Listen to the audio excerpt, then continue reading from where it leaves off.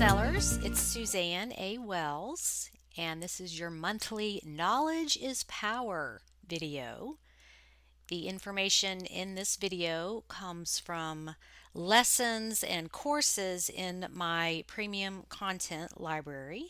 So you're getting some freebies here, and you can see my teaching style and the kinds of things I teach, which I mostly focus on evergreen content, which means it's going to stay valid and true pretty much forever. If you have not tried the premium library yet, the information for a free trial is below. So you can jump in and look at all of the videos and lessons. There are over 500, so something for everybody. And I encourage you to take the free trial. There's no obligation. If you don't like it and want to quit and don't want to pay for anything, that is totally fine. Just let me know and we can cancel your account. I don't want anybody paying for something that they don't want or don't like, because out in the world, I don't want that happening to me either. So I just want to give you the opportunity to experience the courses and information and see if it will help your eBay business. So we're going to jump in now and give you some free samples. Hi, and welcome to the Premium Content Library. I'm so glad you're here. You're in the perfect place to take your eBay business to the next level. You now have access to hundreds of videos as well as printables and downloads that you can keep forever. So let me take a moment to show you around so you'll know how to find everything. Please watch this video in its entirety so that you will know where everything is located and how to find what you're looking for. You're always welcome to email or message me, but my vision for this library is to make it as user-friendly as possible so you can find what you need and you don't have to wait for me to answer. This is the desktop view of the Premium Content Library. It may appear differently on a mobile device or a tablet. To get started, the table of contents is the first thing you will see. This is updated twice a month as I add or remove content. So you will always have a synopsis of all the content together in one place. This is great to print out so you can look at all of the content and decide what you want to learn about without having to go through each one of the sections individually. The table of contents shows the stats about the content. Sometimes the number decreases as I am vigilant about removing out of date content. When I was learning eBay, that was one of the biggest frustrations, is Googling something about how to do something on eBay and finding outdated content that was not relevant. So I feel you on that. This is a downloadable PDF. The download button is below the document, so you'll need to scroll down to find that. And you might have to click it more than once depending on if you have pop-up blockers or a firewall on your computer. Next is monthly updates. This is where I put the new content as it is added. So you can check in here as often as you like, at least weekly, and see what's new. Kind of like you do with your streaming services. Has Netflix added anything? Has Amazon Prime Video added anything? You have to check in to see that. This is helpful for active members as well as members who have returned after a break. You can see what was added while you were away. And just a side note, there is no commitment to the premium library. You can come and go as you like. You're not locked in for a certain number of months like maybe a gym membership. And I designed it that way on purpose, knowing that eBay sellers may have to step away from their business when life gets crazy. I understand that because I've had to do it. So the library was designed for sellers to come and go as needed based on what's going on in their lives. Okay, the monthly updates are in order from the current year backwards, and it goes back 2 years. So if you take a break and return, you can easily see what was added when you were gone. For example, this is the May 2023 monthly update. I put reminders at the top, such as reminding you of a holiday coming up, and you might want to tweak your listings to include those keywords, or reminding you to redeem your store coupon or postal holidays, things like that. And then I include new material with a direct link to the material. The bulletins, which I will explain in a second, usually include a BOLO item to be on the lookout for that I have recently learned that maybe other people might not know. So I'm giving you current information there. And then other courses, lessons that have been added with the link directly to the lesson so you can check that out immediately. Also, a summary of the podcast. And something new I've started doing this year is a coming next month section so you can see what I'm working on and hopefully eagerly anticipate what's coming up.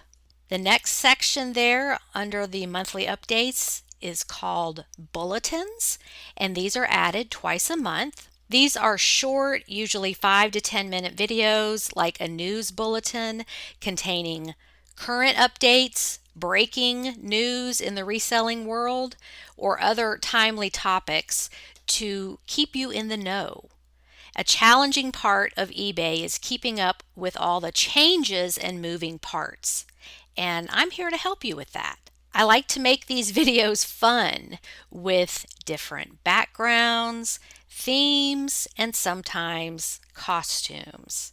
News does not have to be boring. So you can see from these snippets that the bulletins are creative and engaging, and I want you to look forward to checking in and seeing what's new so that you can stay in the know. Next is the beginner course, which is the most comprehensive and user-friendly course available, and that is by design. This course is about 5 hours long, but I have designed it in easily digestible segments so you can take the lessons over a period of days to make sure that you comprehend everything. So you can see here what the lessons are. We go over basics. I warn you against common scams, all the traps that new sellers might fall into. I've got that laid out for you.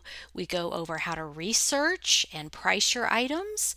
We go over how to list different kinds of items. And of course, how to ship items, and at the very end there is an assignment worksheet so you can go through all the steps and practice. If you are a beginner, this is the course for you, and you can come to the Premium Library and take this course, and if you don't want to do anything else, that's totally fine. The next sections are pretty self-explanatory. They're arranged in alphabetical order by topic. And let me point out, I do have a do-it-yourself store critique. These are all the questions you might have. It is an audio file. It's about 40 minutes long. That also comes with a downloadable PDF so you can check off things as you're doing them.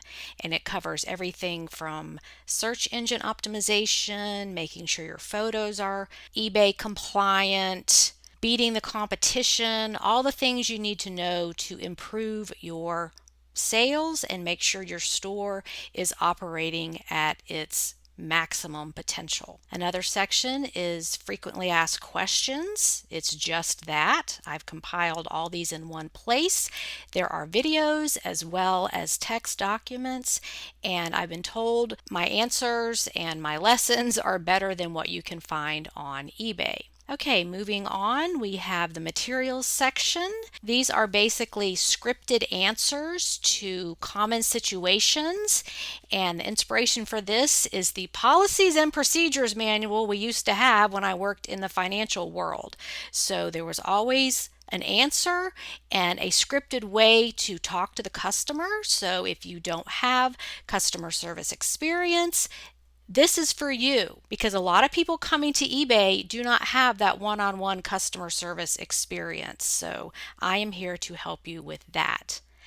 And then as we move on down the list, we've got all kinds of other topics. One thing I want to point out is the index. This is another way to find what you need. Everything is organized alphabetically, like in the back of a book. So if you know you heard about a certain topic but you can't find it, you can go to the index and look it up alphabetically, and it links you directly with the lesson. So I've made this user friendly and you can find what you need quickly.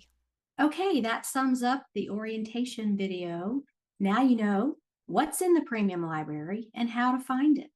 Whether you're a member or on the free trial, you receive unlimited email support with me anytime you need help, have a problem, or just want to vent to somebody.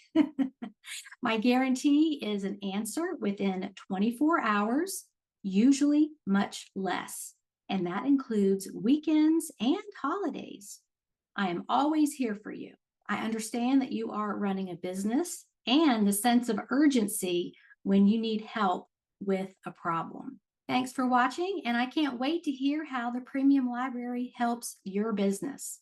Reach out anytime. Bye for now.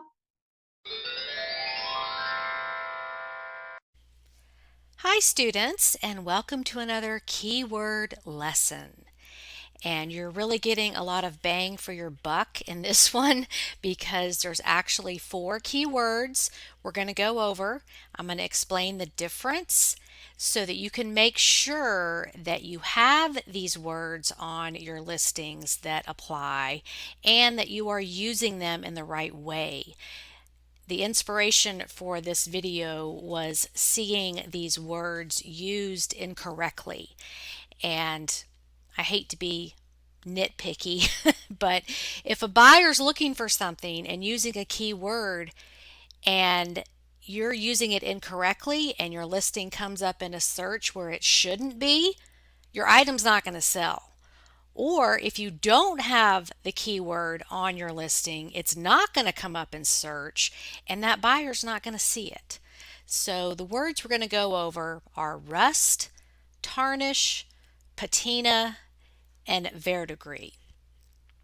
And these might seem like boring words, but with the rustic, primitive farmhouse trend, this is very popular right now. So you want to leverage whatever you're doing to parallel these popular trends so that you can sell more items. And really, these words are just all about science, so this might be a little more sciency than you like, but I promise by the end you're going to know the difference and you're going to rush over to your listings and make these changes. So the first keyword is pretty common. Everybody knows what this is: rust. A reddish or yellowish brown flaky coating of iron oxide that is formed on iron or steel by oxidation, especially in the presence of moisture. So most people know what rust is, and you don't have to clean it. Rusty things are perfect for the primitive farmhouse decor trend. Just be careful working with rusty things, and you might want to even use gloves because it can be rough enough to cut your skin, and then you might need a tetanus shot. So if you're going through the old barn or going to some of these farm sales, or you just have rusty old stuff in your basement or attic or garage, just be careful working with it because it can scratch your skin or even cut you, and Yeah, you might need a tetanus shot for that. But just think about Cracker Barrel restaurants. And if you don't have those where you are, it's just an old timey restaurant with good old home cooking, and their decor is this rusty stuff. So they might even be a customer on eBay when a new Cracker Barrel restaurant opens up. They have guidelines of what decor they can use on their walls, and they all look kind of like this. Some of it is real vintage or even antique stuff, and some of it is just made to look that way. But I always think about when I'm sitting in a Cracker Barrel eating their delicious home cooked food and I'm looking at the walls, I'm thinking, where did they get this stuff? I bet they probably bought some of that on eBay, because this isn't the kind of stuff you're just going to find lying around anywhere. You have to intentionally find it to have it to put the decor on the walls. So just think about that, as well as the farmhouse decor trend in people's homes and even businesses. Okay, the next word is tarnish. A thin layer of corrosion that forms over copper, brass, aluminum, magnesium, neodymium, which I don't even know what that is, and other similar metals as their outermost layer undergoes a chemical reaction. So we all know about tarnished flatware, tarnished silver plate trays, all that kind of stuff. And again, you can clean it or not clean it. Some collectors like their silver plated brass items with the tarnish on there. And if you look at completed listings, you will see plenty of items that have sold that are unpolished. So don't feel like it has to look like the photo on the right. It doesn't. If it has the right markings on it and it has value, it will sell unpolished. And that is kind of a grueling job to polish silver, so you may not want to take the time to do that. However, if you do clean sterling silver, silver plate, copper, any of that kind of stuff, do not use Tarnex. It is a chemical dip and it is destructive. It can remove a layer of the item with the tarnish. It can ruin your sterling flatware and sterling pieces. So do not use it. Use a silver polish or cream instead. Right Silver Cream has been around for decades, and that's the go-to for polishing these types of items. But please do not take a shortcut and use Tarnex, because it can ruin the item, and that's going to really decrease its value. Also, if you choose to polish flatware or silver pieces that have intricate details, you don't want to remove all of the tarnish anyway. Some tarnish left in the grooves and scrolls of the pattern give it more dimension and make it more beautiful. So you really don't want it to look like this photo on the right. You want it to look like this, where there's a little bit of tarnish left in those grooves and patterns. Okay, patina. This is one that people often get confused. The actual definition is a green or brown film on the surface of bronze or similar metals produced by oxidation over a long period of time. Here's an example of a listing with patina. Late 19th century antique French copper watering can, green patina. They're asking $450 for this item.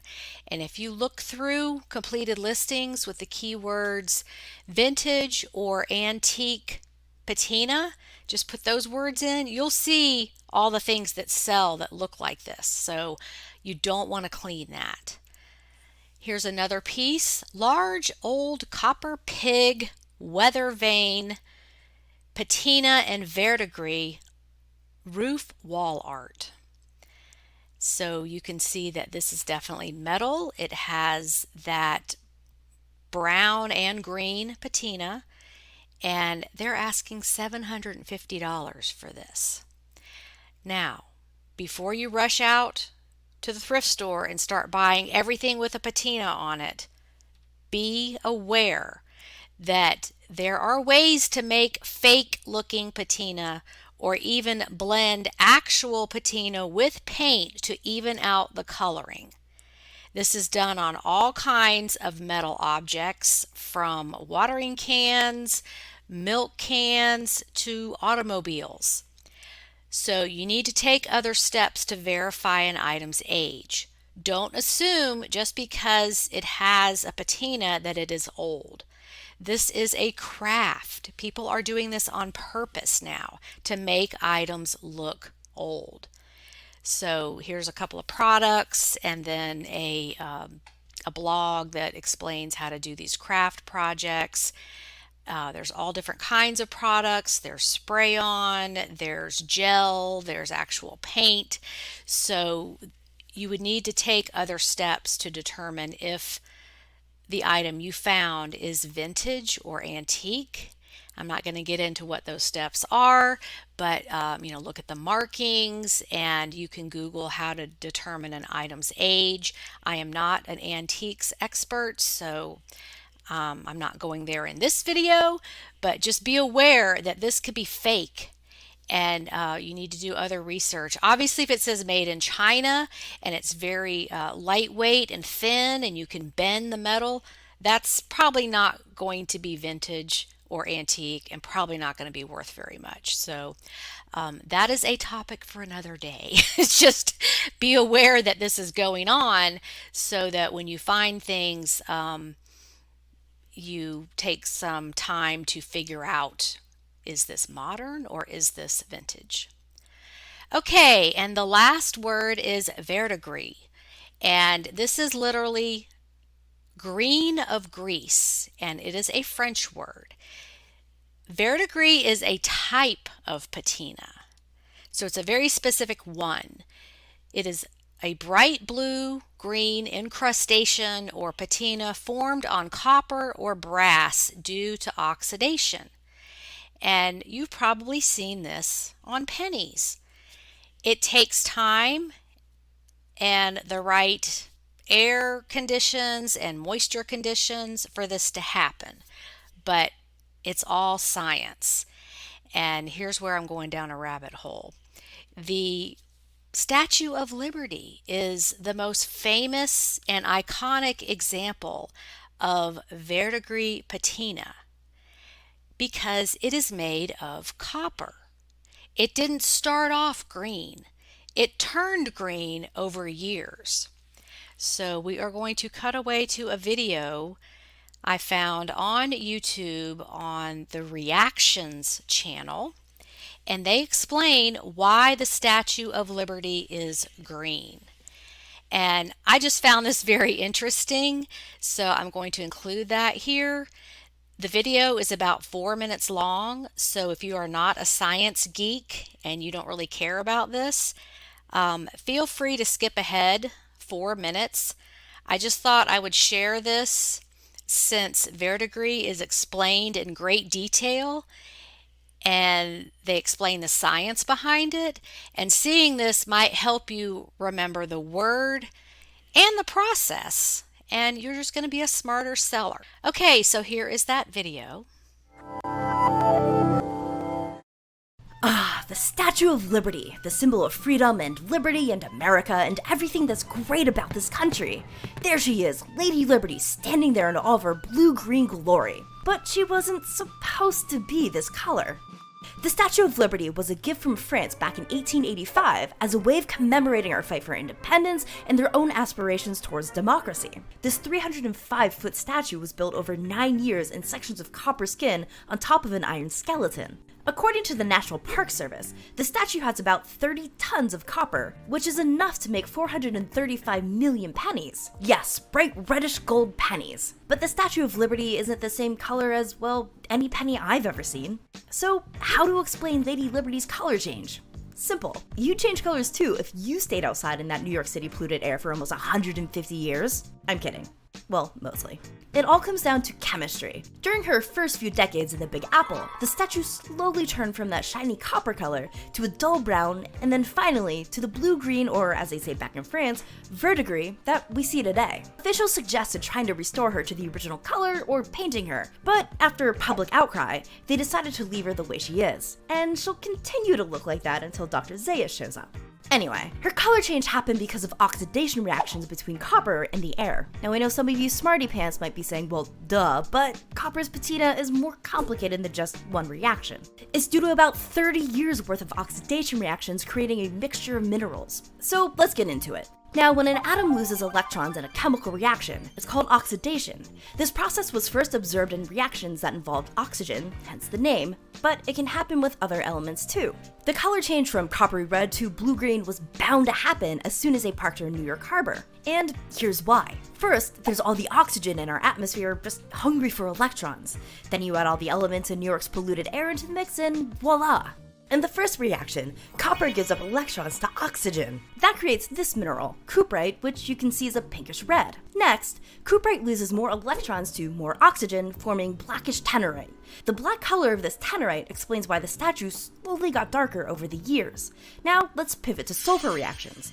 Sulfur finds its way into the atmosphere through natural processes, including volcanic eruptions. But humans have also put a lot of it there too, with their boats and cars and pesky airplanes and factories. So when sulfur dioxide gets together with water, it forms sulfuric acid, which can form green stuff with copper oxides. Now, back to our color change. Lady Liberty gets painted with this sulfuric acid and her green color gets forming. Throw in some chloride from the sea spray around the statue's Ellis Island home, and well, you see what happens. Here's the chemistry breakdown. Tannerite, that black stuff, reacted with sulfuric acid and water to make blue-green brochantite. And thanks to New Yorkers, there was even more sulfuric acid in the air. So the brochantite became green antlerite in some places on the statue.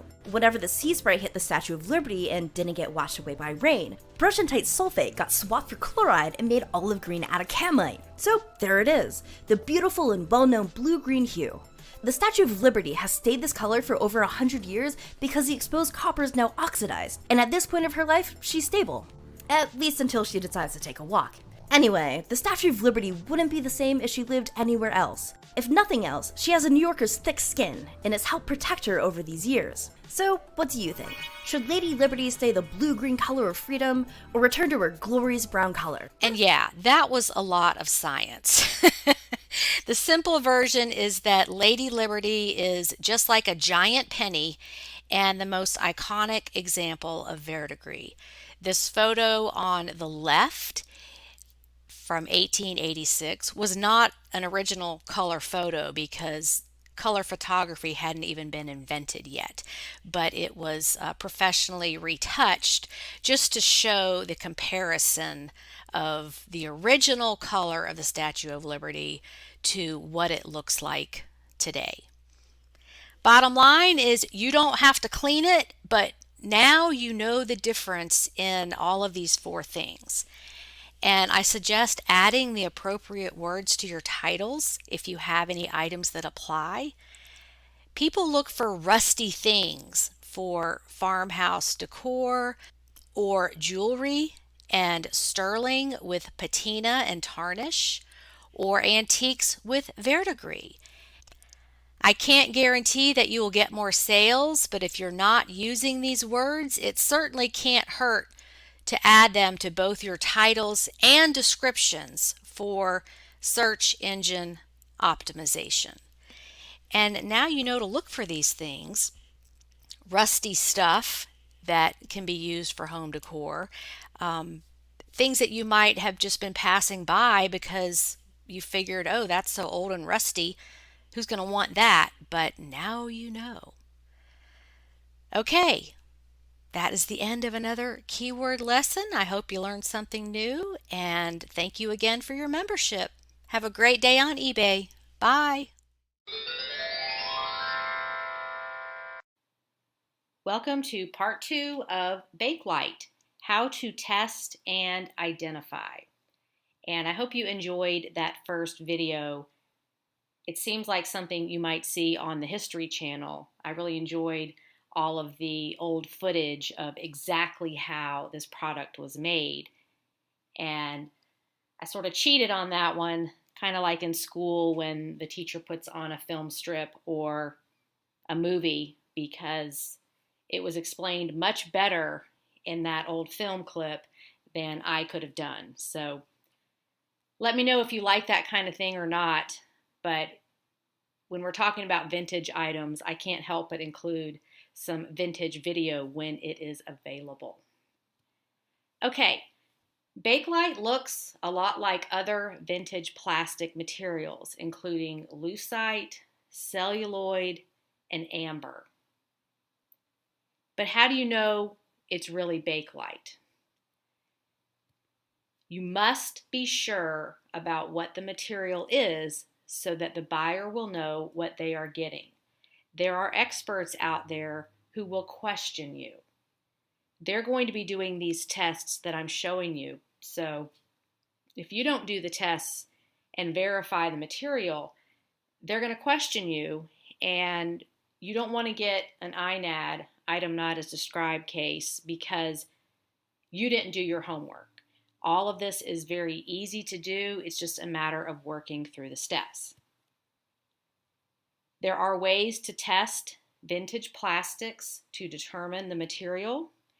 Here are a few ways to test for Bakelite, and you have to use different senses to identify it.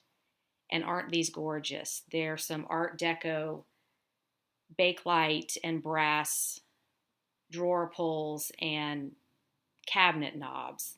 Just gorgeous stuff that was made from Bakelite. So first we're going to go over ways you can check out in the field as you are shopping. If you come across something you think might be Bakelite, but you're not sure, and if it is Bakelite, it may be worth more than if it's something else.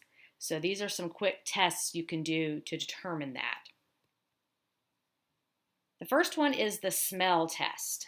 This sounds weird, but experts use this method. So basically, you're going to rub the item vigorously with your finger, a thumb, against your thigh, like over your pants, or your forearm, over your shirt. You're just trying to create friction and heat. If it is Bakelite, it will smell like formaldehyde.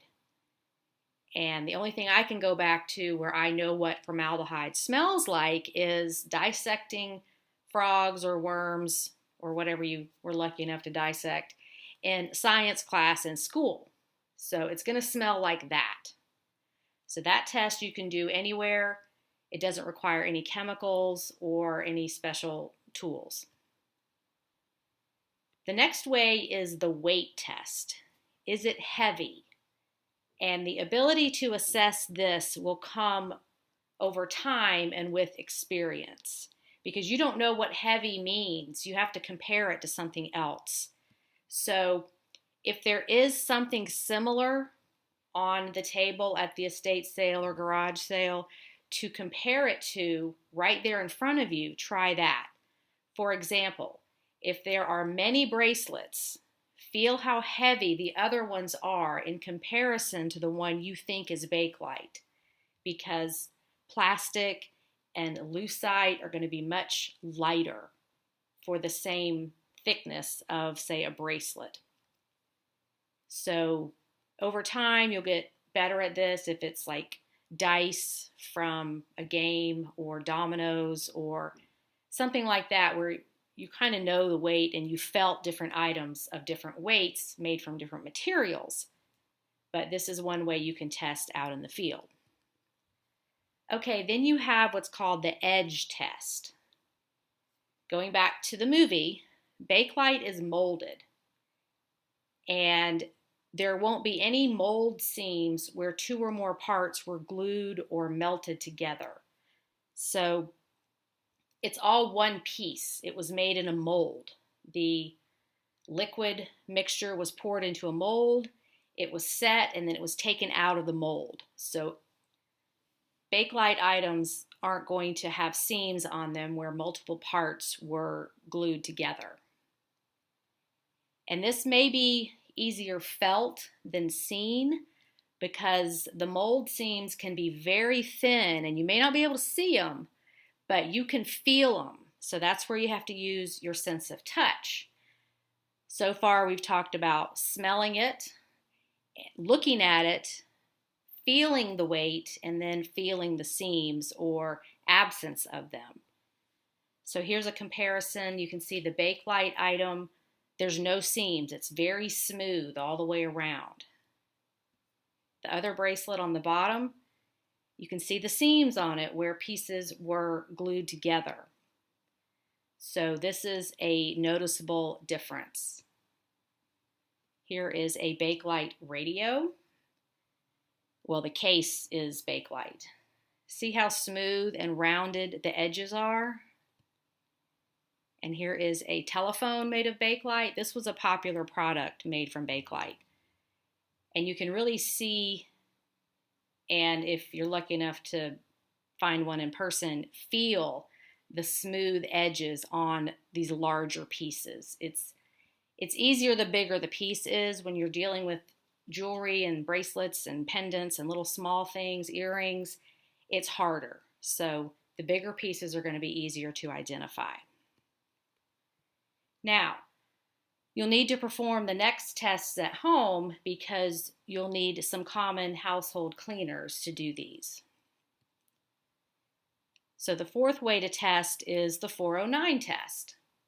Put a small amount of 409 cleaner on a cotton swab and run it around the item, just back and forth a little bit to see if anything comes off. If it turns a yellow-orange nicotine color, then it is Bakelite, and that's what the Bakelite experts call this color, is nicotine. And the results have nothing to do with the color of the actual item you're testing, but it's a chemical reaction from the ingredients in the Bakelite and the 409 or whatever chemical you're using to test the item. So if you're rubbing it on a green bracelet and it doesn't turn green, that's not what you want. You want this orangey yellow nicotine color. Okay, the fifth way is the baking soda test. Dip a cotton swab into water and then into baking soda. And when you get that nicotine yellow, you've got Bakelite. The sixth way is with semichrome polish, and this is the industry standard. The experts use this method for undeniable proof that the item is Bakelite, and they call it fake or bake with this semichrome polish. If you don't know what this product is, it's used to clean chrome, brass, aluminum, even gold and silver. The polish itself is pink. You just dab a little bit on your cotton swab or cotton pad and rub it on the item and see what comes off.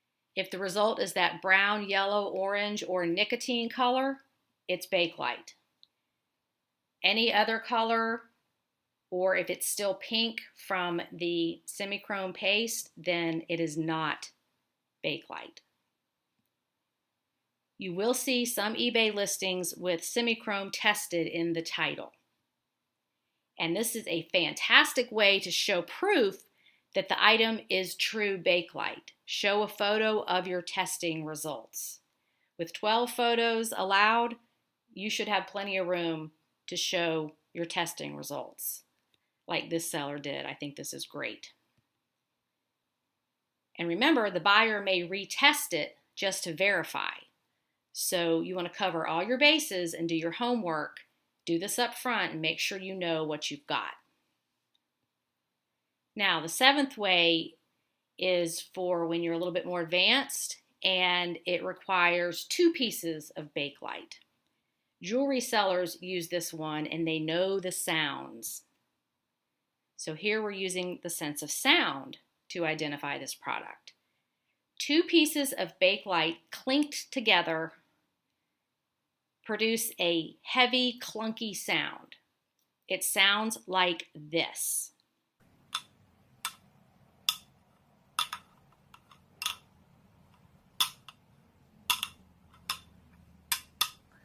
And to compare, 2 pieces of lucite clinked together produce a thinner, higher pitch sound like this. Clink, clink, clink.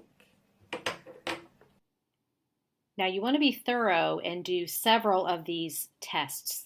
You don't necessarily have to do all of them, but the first few are pretty easy to do. You don't need any type of chemicals. But do more than one to be thorough and make sure that Bakelite is what you really have. So those are a few ways to test and identify Bakelite. And as always, if the item is cheap enough and you just can't tell on the spot, go ahead and get it, because that can be a learning experience for you. When you get it home, you can find out if it is or if it isn't Bakelite, and it may be something else that you can still sell, so that's fine. But the only way you're going to learn is to practice and experiment with some of these things and do these tests. And a lot of experts have trouble identifying it. You know, they can't do it without the chemicals. They can give it their best guess, but the chemicals are really going to be the determining factor on if it is Bakelite or not. So that's kind of the realm of vintage items. Sometimes you just take a risk, you get home, you do your research, and then you can go from there. Okay, now you know how to test and identify Bakelite. In the next segment, we're going to go over all the wonderful and interesting things that were made from Bakelite. And this material was only used for a short time from 1907 to the late 30s. And a lot happened in that time period. You've got Prohibition, you've got Art Deco, a lot of different artistic styles. So it's very interesting to see what they used this material for, and a lot of manufacturing took place during that time. So that's what's coming up in the next segment. Thanks for watching. See you next time. Bye.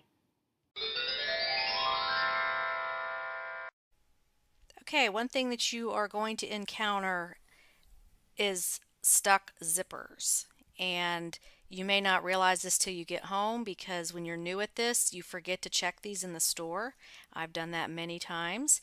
It's like, oh, no wonder someone gave this away. The zipper's broken. So there's some options for trying to fix that at home if it's a high profit enough item to worry about it. Sometimes you just get home and you're, oh shoot, I can't sell this. This is too far gone, and you just miss something, and that's just going to happen. That's just the nature of what we do. We process a lot of things, and you just can't catch it all.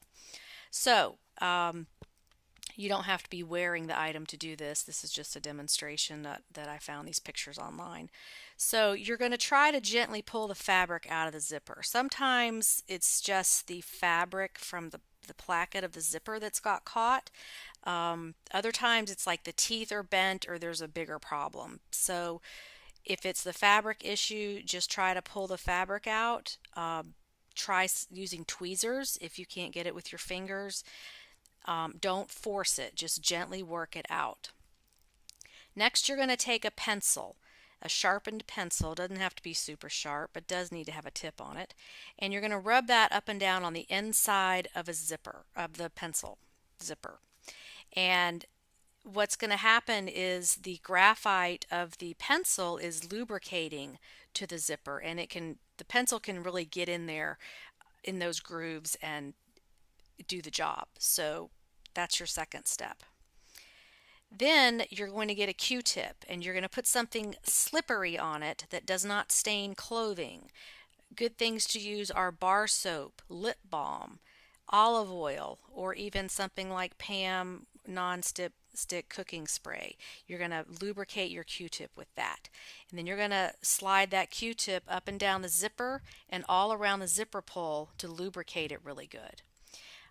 I have found that bar soap is best because it does not stain clothing if you should happen to get it on the clothing. So you want to be mindful of that.